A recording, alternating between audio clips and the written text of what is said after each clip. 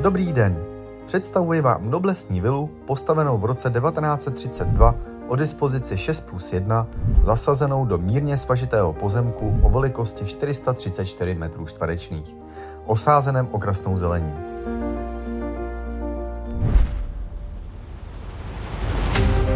Nachází se v klidné vilové čtvrti v ulici Nad Pískovnou na Praze 4 Krč. Dům je nyní využíván k ubytování, ale v současné době si zachoval své letité kouzlo a tak uvnitř najdete spoustu původních prvků, jako jsou třeba kliky u dveří.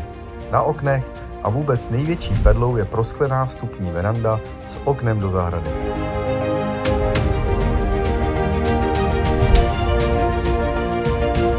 Nemovitost je díky své dispozici vhodná i pro kancelářské účely. Případně po vybourání centrálního schodiště se vybízí možnost rozšíření na 3 byty. Zkrátka ten potenciál tu je veliký.